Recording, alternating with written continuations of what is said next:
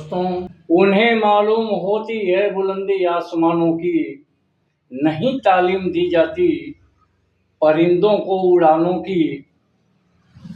भाषा के इस एपिसोड में मैं आपको बताना चाहूँगा एक ऐसी खास चीज, एक टेक्निक, वह सूत्र जिसके माध्यम से आप भाषा की गहन जानकारी को, ज्ञान को प्राप्त करने, समझने और जीवन में उपयोग करने में समर्थ होंगे। वह है भाषा की सबसे अहम चीज होती है वाक्य बनाना और लिंग निर्णय करना। विशुद्धता के लिए इसकी जानकारी बड़ी जरूरी है। यह अहम सवाल है। आप देखेंगे, मैं वो सूत्र दूंगा जिसका नाम है बीबीक्री। यह सूत्र क्री से क्रिया, बी से विशेषण, बी से विभक्ति, इन तीनों सूत्रों में से किसी एक सूत्र से हम किसी भी शब्द का लिंग निर्णय करने में समर्थ हो सकते हैं।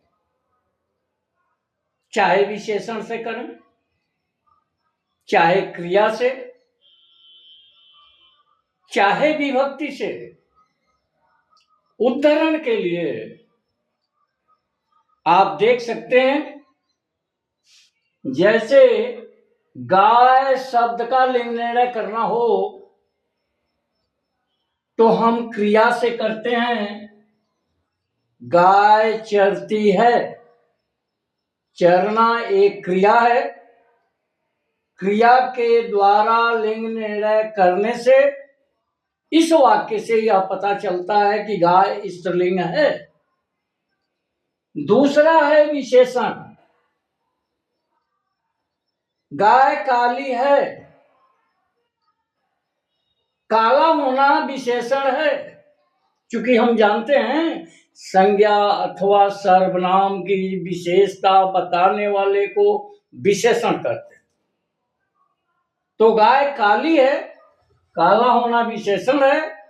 हम इसके द्वारा भी लिंग निर्णय कर सकते हैं। इससे पता चलता है कि गाय काली है, यानी स्त्रीलिंग है।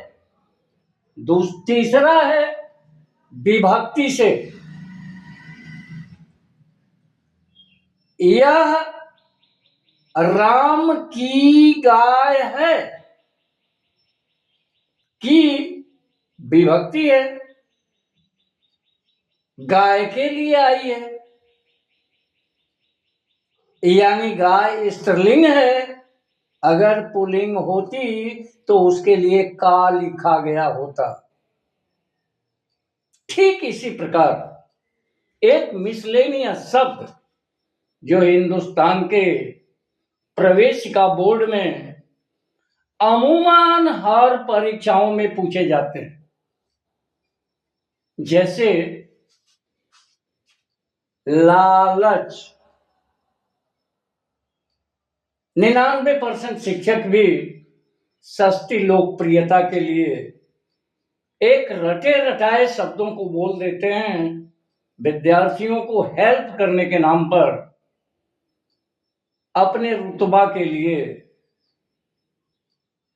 कि लालच बुरी बला है।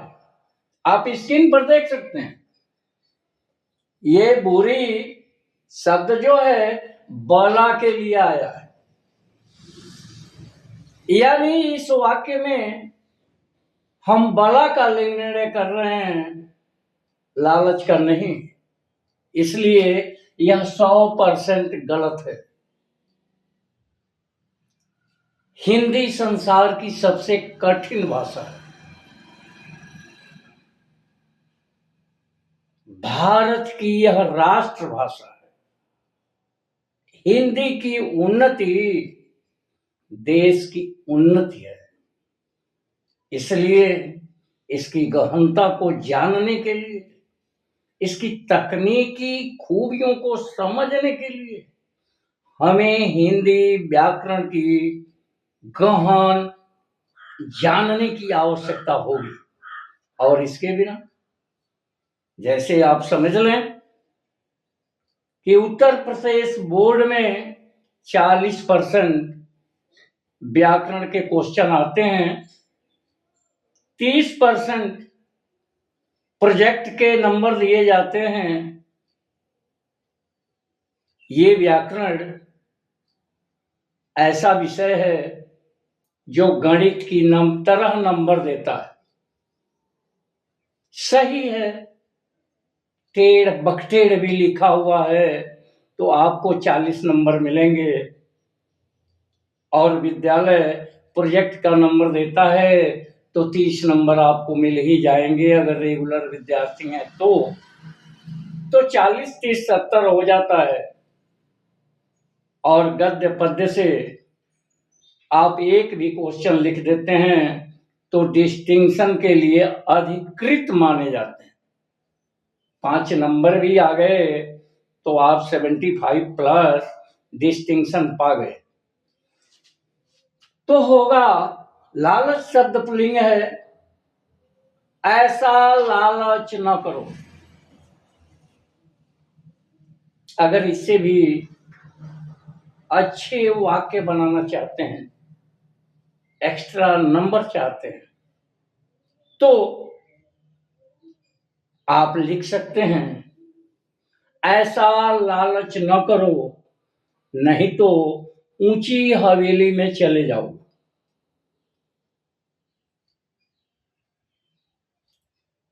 फार बेटर वाक्य होगा। ऐसे आप समझ सकते हैं, हवा स्त्रीलिंग है लेकिन पवन पुल्लिंग है।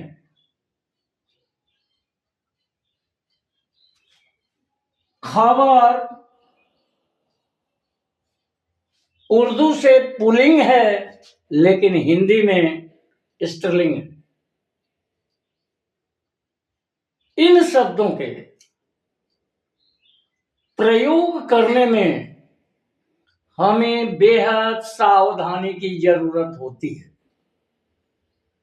जैसे प्राण, होश, दर्शन बहुवचन पुल्लिंग है, बाल बहुवचन पुल्लिंग है। तो हमें बोर्ड में वाक्य बनाते समय इसका खास ध्यान तो रखना ही चाहिए।